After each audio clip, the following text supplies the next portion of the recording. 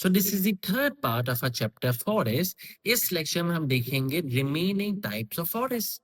So starting with tropical thorn forest, also known as rock forest.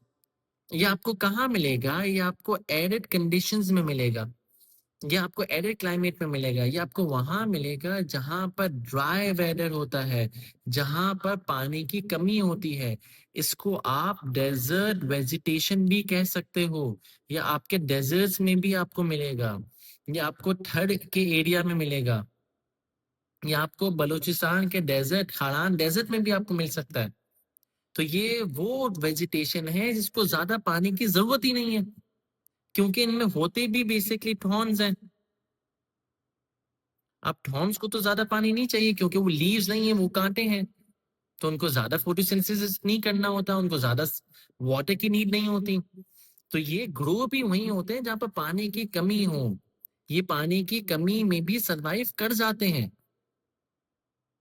Alpine forest यहाँ पर नहीं रह सकता, कॉर्नी फॉरेस्ट फॉरेस्ट यहाँ पर इस वेदर में नहीं रह सकता। यहाँ पर कौन सा फॉरेस्ट रहेगा? Tropical thorn forest. ये ड्राई एरिड क्लाइमेट में आपके ये फॉरेस्ट की सरवाइव कर सकता है। इसकी जो मोस्ट कॉमन स्पीशीज है वो आप देख लें, ये तीन आपकी कॉमन स्पीशीज है ट्रॉपिकल थॉर्न फॉरेस्ट की। इनका जो मेन यूज होता है वो फायरवुड का होता है। ये जो लोकल्स होते हैं इनको काट के जला के अपना चूल्हा जलाते हैं, हीट प्रोड्यूस करते हैं। तो ये आपका ट्रॉपिकल थॉर्न फॉरेस्ट का जो मेजर यूज होता है फायरवुड होता है। ऑब्वियसली इनका कोई ज्यादा कमर्शियल यूज नहीं होता, इनका टिम्बर से इनका कोई लेना देना नहीं, पर ये फायरवुड में बड़ा अच्छा काम करते हैं। लोकल्स को ये सस्ता भी पड़ता है और इजीली अवेलेबल भी होता है। कैरेक्टरिस्टिक्स इनकी क्या है? इनकी बेसिकली थॉर्नी हार्डवुड ट्रीज होते हैं, 6 to 10 मीटर्स तक इनकी हाइट जाएगी। ये ज्यादा टॉल हाइटेड नहीं होते, ये छोटे छोटे से ही होते हैं। कैसे दिखते हैं? ये कुछ ऐसे दिखते हैं, ये होते हैं ट्रॉपिकल थॉर्न। इनकी जो इंपॉर्टेंस है वो ज्यादातर फायरवुड में ही होती है। इनकी कोई टिम्बर से आप फर्नीचर वगैरह आप नहीं बना सकते, क्योंकि लो क्वालिटी की होती है, और ये कम पानी में भी सरवाइव कर जाते हैं। ये कैरेक्टरिस्टिक्स हैं ट्रॉपिकल थॉर्न और रॉक फॉरेस्ट की। ये आपको सिंध के एरिया में, बलूचिस्तान के एरिया में आपको ज्यादा मिलेंगे, यहाँ पे एरिड क्लाइमेट होता है। फिर आपका होता है रिवरडेन और बेला फॉरेस्ट। अब रिवरडेन बेला फॉरेस्ट क्या होता है?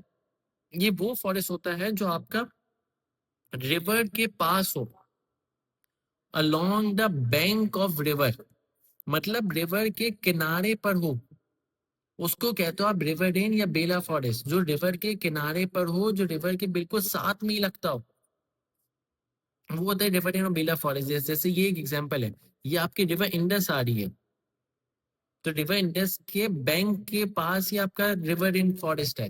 तो आगे एग्जाम में पूछे कि ये कौन सा फॉरेस्ट, तो आप याद रखना कि रिवर इंडस का रूट है, तो ये कौन सा फॉरेस्ट होगा? रिवर इन होगा, बेला फॉरेस्ट होगा।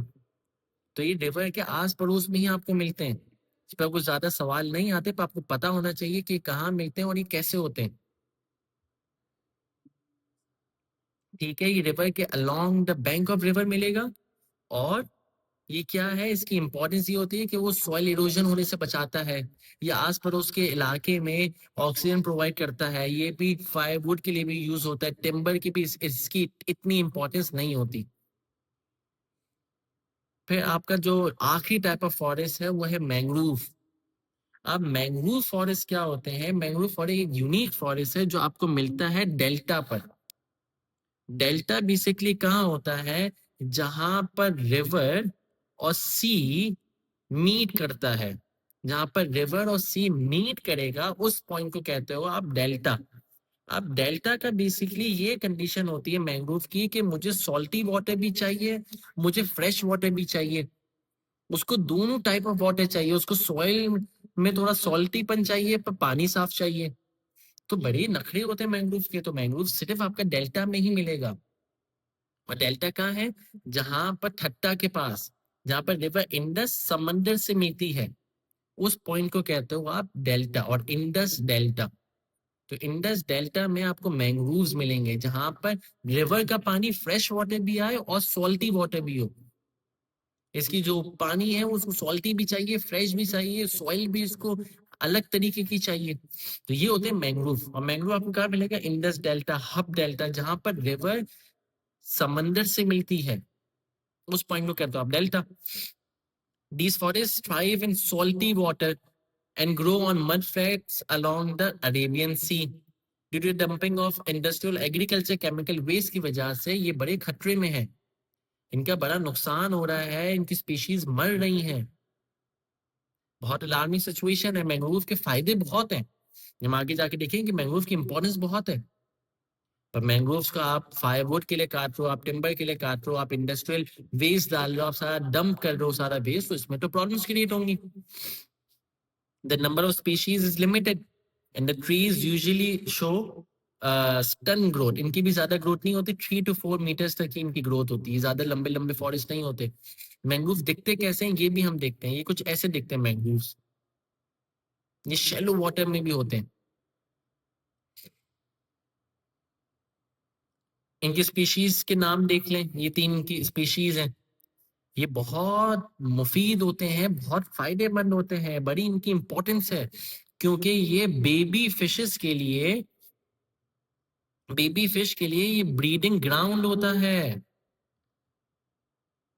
यहाँ पर जो फिश होती हैं वो यहाँ पर आकर अपने बच्चे ले करती हैं, अपने एग्स ले करती हैं बेसिकली, कि यहाँ पे इनके बच्चे सेफ रहेंगे, कि बड़ी बड़ी मछलियां इनको खा ना जाए।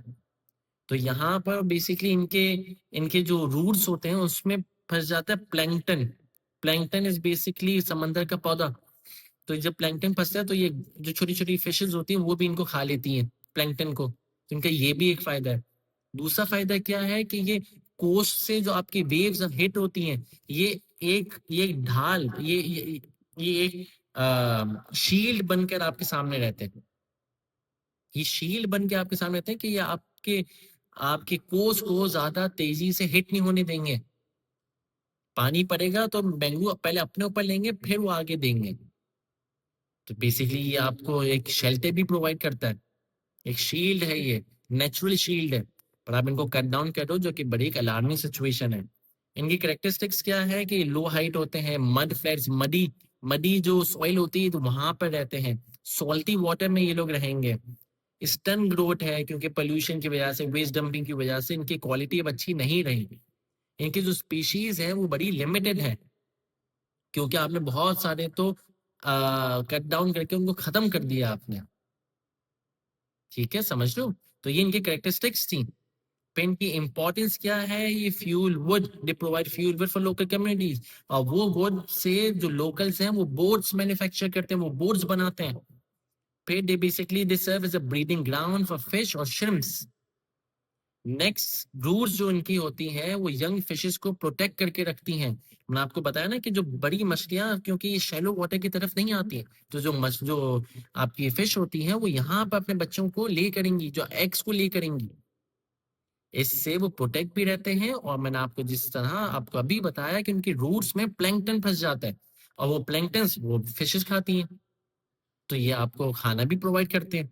नेक्स्ट, जो उनके लीव्स होते हैं वो एनिमल्स को फॉडर प्रोवाइड करते हैं, वो एनिमल्स का खाना होता है। अक्सर आप देखोगे कि मैंग्रोव्स के जो पत्ते हैं, जो मैंग्रोव्स की लीव्स हैं, वो कैमल्स ग्रेज कर रहे होते हैं, तो एनिमल्स के लिए भी ये फायदेमंद है। ओवर ग्रेजिंग तो नुकसानदेह है, पर ग्रेजिंग तो सही है। तो मैंग्रोव्स को खाना, जो एनिमल्स हैं वहाँ के लोकल्स के, उनको खाना भी प्रोवाइड होता है। ये हमने पढ़ी मैंग्रोव्स की इंपॉर्टेंस। हमने मैंग्रोव्स पढ़ा कि मैंग्रोव्स कहाँ मिलेगा, इंडस डेल्टा पर मिलेगा। इसकी हाइट क्या होगी, 3 to 4 मीटर तक होगी। स्टन ग्रोथ होती है, वो क्यों होती है, पोल्यूशन की वजह से, इंडस्ट्रियल वेस्ट की वजह से। बहुत इनकी अब लिमिटेड स्पीशीज बाकी रह गई हैं, क्योंकि आपने बहुत सारी तो कट डाउन करके उनको खत्म कर दिया है। फिर हमने पढ़ी कैरेक्टरिस्टिक्स, और फिर हमने लास्ट में देखा इसकी इंपॉर्टेंस। ये था मैंग्रोव्स के बारे में हर एक एक चीज। याद रखना, ये सॉल्टी वाटर में रहते हैं, इनको सॉल्टी वाटर भी चाहिए, इनको फ्रेश वाटर भी चाहिए, और मडी सॉइल में ये लोग रहना पसंद करते हैं।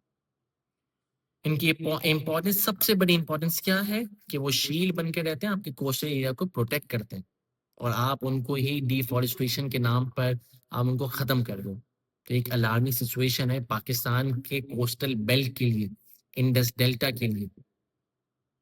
ठीक है, ऐसा भी एक सवाल आ सकता है, why is it important that forest by the coast are protected. So forest by the coast is basically mangrove. तो मैंग्रोव की इंपॉर्टेंस आपने लिख दी। क्लियर है यहाँ तक?